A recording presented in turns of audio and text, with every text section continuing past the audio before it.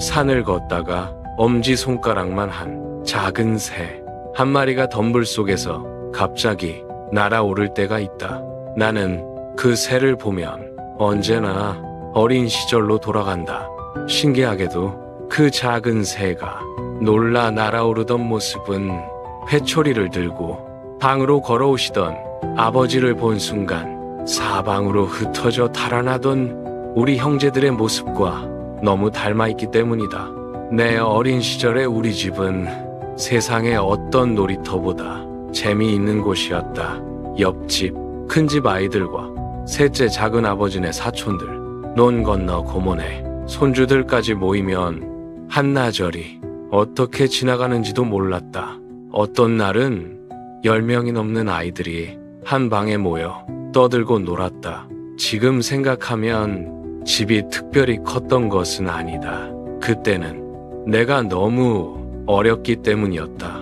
마루에서 마당으로 내려갈 때도 앞으로 뛰어내리는 것이 아니라 뒤로 돌아앉아 발부터 아래로 내린 뒤 발가락이 땅에 닿는지 먼저 흔들어 보고 내려가던 시절이었다. 그렇게 커 보이던 집도 지금 다시 가보면 마루는 계단 두세 칸 높이밖에 되지 않고 방도 어른 셋만 둘러앉으면 금세 답답해질 만큼 작은 방이었다. 그런데도 내 기억 속에서는 세상에서 가장 넓은 집으로 남아있다. 산책을 하다 보면 가끔 작은 새 한 마리를 만난다. 몸집은 엄지손가락만 하고 검은 빛이 감도는 회색 깃털을 가진 새다. 어릴 적 우리는 굴뚝 근처를 자주 날아다닌다고 해서 그냥 굴뚝새라고 불렀다. 아마 정식 이름은 따로 있을 것이다. 하지만 지금도 내게는 여전히 굴뚝새다.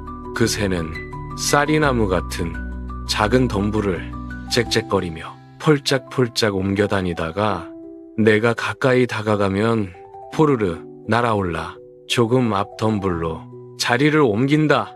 그리고 내가 또 다가가면 다시 조금 더 앞으로 날아간다. 그 모습을 보고 있으면 언제나 어린 시절이 떠오른다. 우리 집에는 불을 떼지 않는 작은 방 하나가 있었다. 평소에는 부식 창고처럼 쓰이던 방이었다. 어머니가 음식 재료를 보관하시던 곳이라 무언가 먹고 싶어질 때면 몰래 들어가 숨겨놓은 주전부리를 찾아내곤 했다.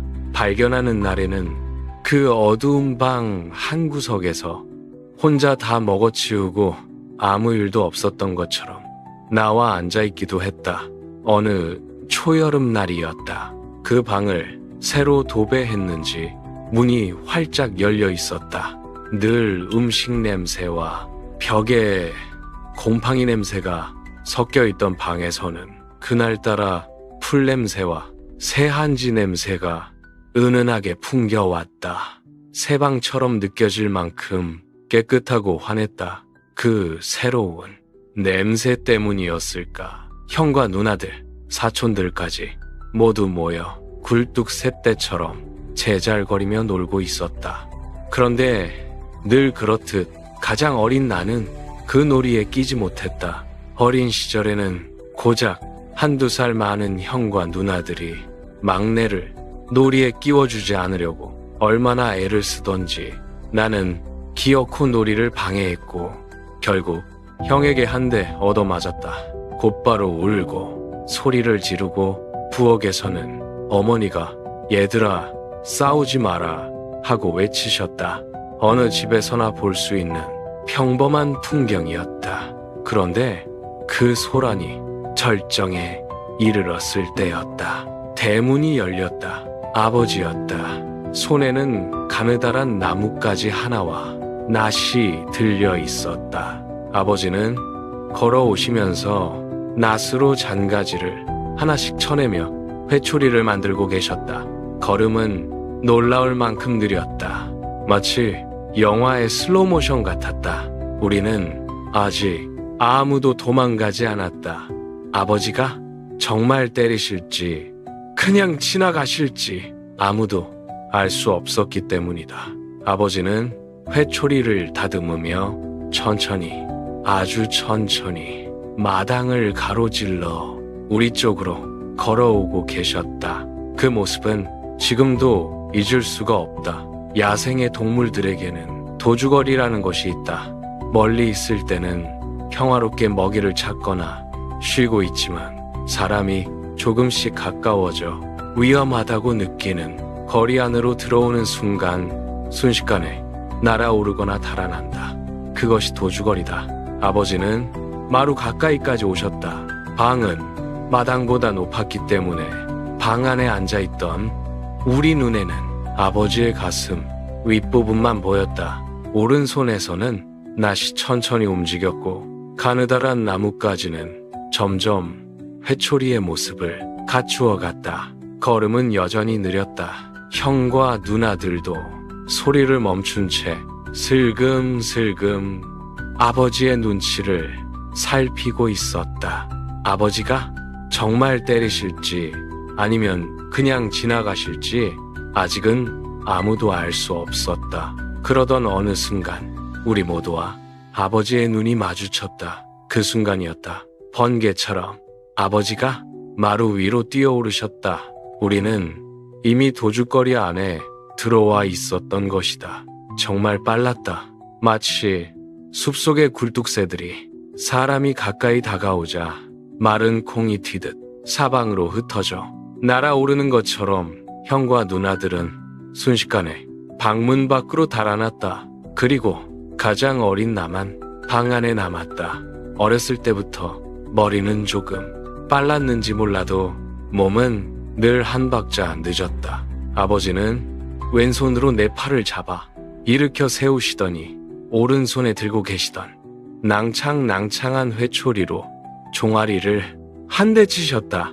나는 그때까지도 무슨 일이 일어났는지 제대로 이해하지 못했다. 아버지가 나를 때리실 거라고는 한 번도 상상해 본 적이 없었기 때문이다. 회초리가 종아리에 닿는 순간 나는 거의 기절할 듯 큰 소리로 울기 시작했다. 지금 생각하면 아버지의 매는 그다지 아프지도 않았다. 장난기가 조금 섞인 훈육에 가까운 매였다. 하지만 나는 두 대는 절대로 맞기 싫었다. 그래서 목이 터져라 울었다. 아버지는 어이가 없다는 듯 회초리를 들고 방을 나가셨다. 그런데 내 울음소리가 얼마나 컸던지 어디선가 할아버지가 나타나셨다. 나는 매 맞은 종아리를 보여드리며 눈 오는 겨울밤 늑대처럼 더 크게 울어댔다. 지금 목이 긴 것도 그날 하늘을 향해 너무 목을 빼고 운 덕분인지도 모르겠다. 내 종아리를 보신 할아버지는 막 대문을 나서던 아버지를 향해 애비라는 사람이 애를 이 지경으로 만들어 놓다니 하시며 긴 담뱃대를 흔들어 아버지를 꾸짖으셨다. 나는 그 모습을 보며 속으로는 조금 통쾌했다. 할아버지가 아버지 종아리도 한 대 때려주시면 좋겠다. 그런 생각까지 하면서 더 큰 소리로 울었다. 할아버지는 나를 달래시며 아버지 종아리는 나중에 대신 때려주겠다고 약속하셨다. 그리고 비름잎 하나를 따오시더니 성냥불에 살짝 그슬려 침을 묻혀 내 종아리에 매자국 위에 붙여주셨다. 지금도 산길을 걷다가 굴뚝새 한 마리가 마른 콩처럼 포르르 하늘로 튀어오르는 모습을 보면 그날의 풍경이 문득 떠오른다. 새의 도배를 마친 방에 은은한 풀냄새, 회초리를 깎던 나무에 씁쓸한 향기, 성냥불에 살짝 그슬린 비름잎 냄새까지 그 모든 냄새가 아직도 내 기억 속에 살아있다. 생각해보면 그 모든 순간이 오늘의 나를 만들었다. 성경은 말한다. 곡식을 심은 농부가 자고 일어나는 동안에도 곡식은 조금씩 자라지만 농부는 그 곡식이 어떻게 자라는지 알지 못한다고. 나도 그렇다. 어린 시절부터 지금까지 내가 어떻게 자라왔는지 나도 잘 모른다. 그저 하루를 살고 또 하루를 살아오다 보니 오늘 이 자리에 서 있게 되었다. 돌이켜보면 나는 내 힘으로 자란 것이 아니었다. 햇빛을 받고 비를 맞으며 땅속에서 조용히 자라는 곡식처럼 하느님의 은총과 가족의 사랑 속에서 하루하루 자라왔다. 그래서 예수님께서는 하늘의 새와 들에 핀 나리꽃을 바라보라고 하신다. 그들을 기르시는 하느님께서 우리도 길러주신다고 약속하신다. 그리고 이렇게 말씀하신다. 그러므로 내일을 걱정하지 마라.